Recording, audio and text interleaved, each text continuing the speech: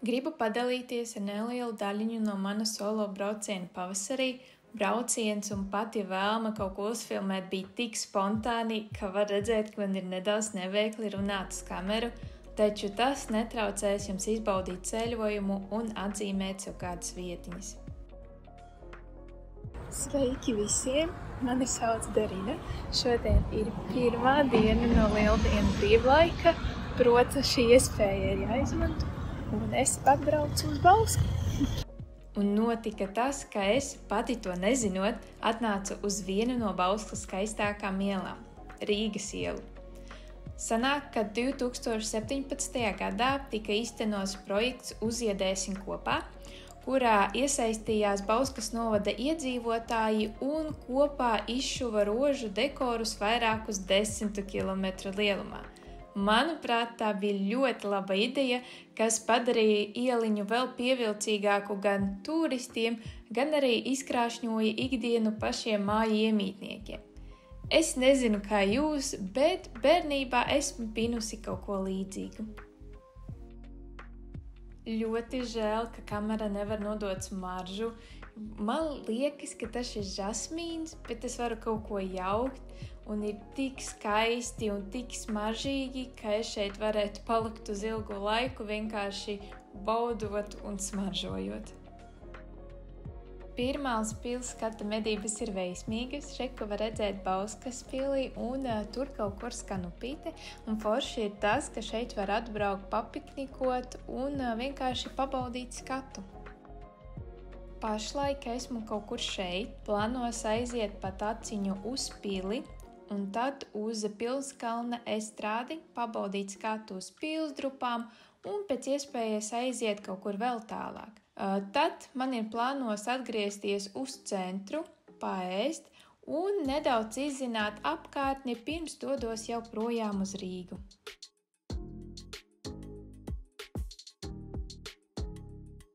Vietiņa ir ļoti skaista un klusa. Ja jūs brauksiet uz Bausku, es rekomendēju šeit uztaisīt nelielu pitstopiņu. Vienīgais ļoti uzmanīgi, ja plānojat tāpat kā es kaut kur lekt un bradāt, jo var sasmērēt visus apavus un kājas.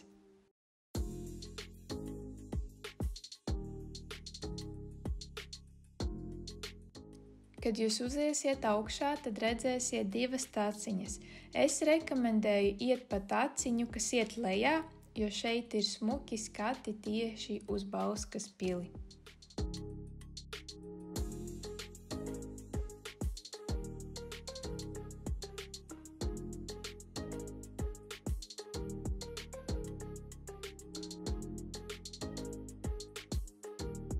Un jau esmu atnākusi pie pašas pils.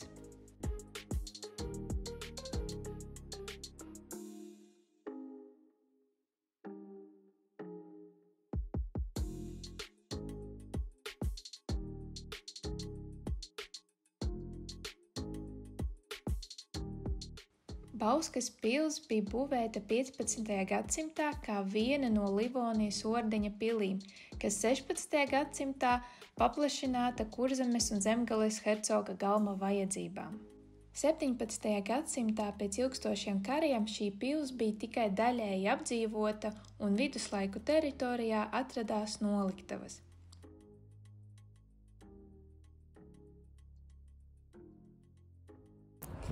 Zviedru kara laikā, jeb 1701. gadā, pili ieņēma Zviedru karaspēks. Savukārt 1706. laikā pilī daļēji uzspridzināja Krievu karaspēks.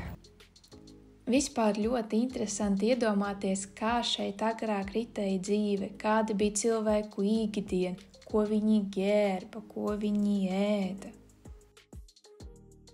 Šeit ir tik skaisti, ka gribās atbraukt vēlreiz, tikai pakirot pa līdzi kādu piknika groziņu un sedziņu un vienkārši pasēdēt un pabaudīt skatu. Gribu jums vispār pastāstīt vienu interesantu faktu. Izrādās, ka 17. gadsimtā šo pili ieņēma Zviedru karaspēks caur logu. Iedomājieties, tieši tāpēc, ka viņiem palīdzēja viens no iemītniekiem, kas tur dzīvoja. Tā kā gan jau viņš kaut ko dabūja par to.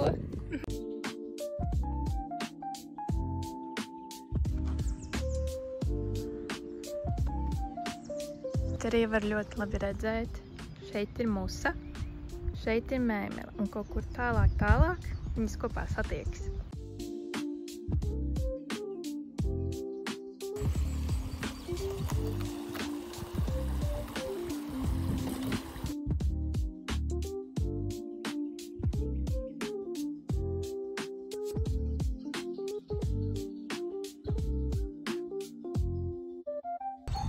Šī ir Bauskas pils, kuru mēs tagad redzējām.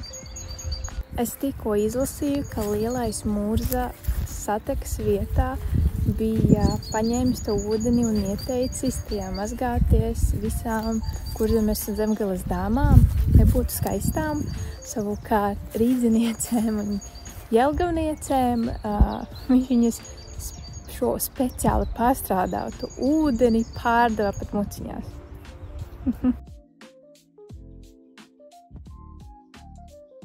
Šeit arī beidzās tā saliņa, pa kuru tu vari staigāt. Šeit sākas Kirbeka saliņa, tieši aiz tās pilnībā satek musa un mēmele, bet šeit var redzēt, ka šeit jau ir saticis sākums. Ja jūs iesiet pastaigā pa šo saliņu, ja tā to var noteikt, tad es iesaku uzreiz pēc tiltiņa griezties pa labi un sākt laupu no labās puses, tāpēc, ka kreisajā pusē atrodas pats skaistākais skats. Ja jūs sāksiet no kreisās puses, viņš vienkārši jums būs aizbūrē.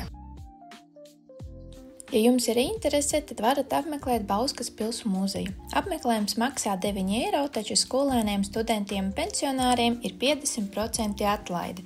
Muzejā ir iespējams apskatīt vairākas ekspozīcijas par pils vēsturi, cietokšņa drupām, skatu laukumu, interjeru, tērpiem 16. 17. gadsimtā un citu. Ir iespējams iegādāties biļeti arī tikai uz atsevišķām ekspozīcijām. Papildus Bauskas pilī notiek dažādi koncerti, programmas un svētku svinības. Par šo vietu es uzzināju internetā. Vietiņa diezgan populāra, un neskatoties to, ka apmeklēju Bausku nesezonas laikā, cilvēku bija daudz. Tā kā es paņēmu augsto zupu ar mājas limonādi, tad gaidīju tikai kādas 10 minūtes, bet citiem teica, ka jāgaida veselas 40. Taču pati vietiņa man patika. Maiga, labs personāls, laba ēdiena izvēle, un tas bija tiešām garšīgs, kā arī iespējams aiziet un pasēdēt terasē. Blakus atrodas Bauskas muzeja. Šajā muzejā ir iespējams apskatīties 20. gadsimta leļļu kolekciju, kas ir atvestas no dažādām valstīm. Protams, muzejā ir pieejamas arī citas ekspozīcijas uz dažādu gaumi. Šī ir rātslauku mēka, kas tika uzbūvēta 17. gadsimtā, un, protams, laika gaitā tika atjaunota. Agrāk pašā augšā bija zvans, kas palīdzēja pastāstīt visiem iedzīvotājiem par svarīgiem notikumiem. Tagad zvana, protams, nav. Rātslauku mēkā ir sarīkots tā kā stendiņš, šeit var paņemt un ar audio gidu iepazīt Bausku. Šeit ir 33 objekti, uz 2 stundām paredzēts 6 km. Protams, ja tu gribi kaut kur apstāties, kaut kur ieiet iekšā vai apskatīties, tas aizņems daudz vairāk nekā 2 stundas. Un tagad aizejam nelielā pastaigā pa pilsētas centru. Un pirmais, ko es sastapu, ir memoriāls sinagogas dārzs par godu ebrejiem, kas dzīvoja un cēla šo pilsētu, bet kurus nogalināja 41. gadā.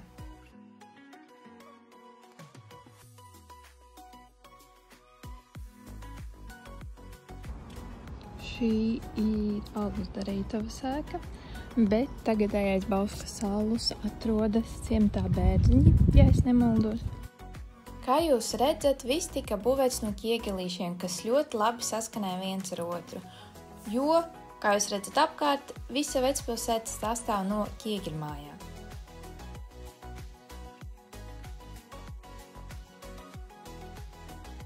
Un tagad esmu atnākusi uz gājēju tiltu, kas no attālumā izskatās kaut kā šādi.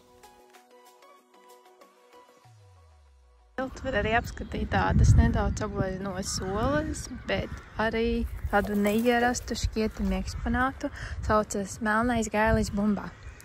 Šis eksponāts, šis skulptūra simbolizē vispār populārāko tavernu, kuras nosaukums bija Melnais gailis vai melnā bumba, kā kurš to sauca. Patiesībā taverna piederēja ebrietim un izkārnē kā simbols bija melnais gailis uz melnās bumbas. Agrāk šī tilta vietā bija peldošs tilts, kas savienoja divus upes krastus.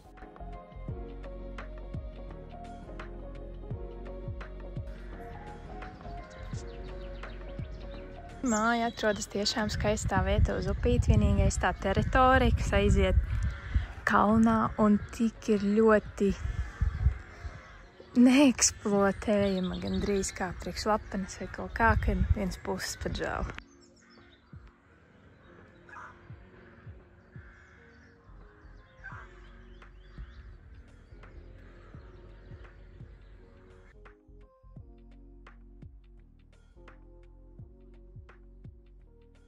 Kamēr pastaigājos apkārt, atradu šo nelielu parku ar skaistu strūklaku.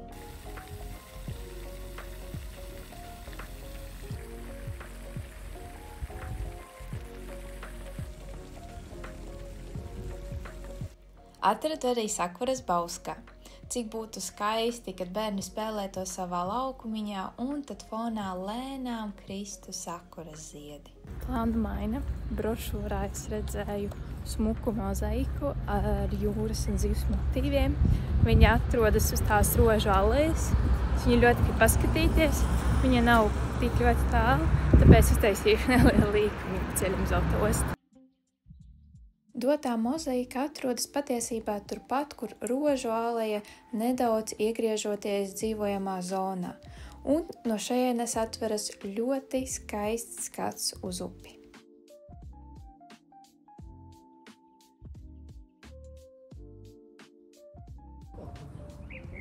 Tā it kā būtu atkal Bauskas teikt festivāls. Pretī arī skaists skvēriņš, parks. Katra soliņš ir unikāli. Šeit ir, piemēram, dejojoši cilvēciņi. Šeit ir sniega vīrs. Tik interesanti. Šeit ir vilciens un vecmāmiņa. Savukārt tur ir zakīšu skulptūras. Skulptūra ir atvēlēta plūdonim, Bilim plūdonim. Skaisti.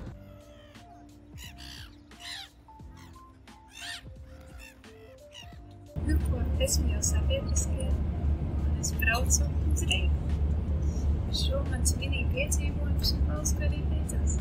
Man liekas, bija forši.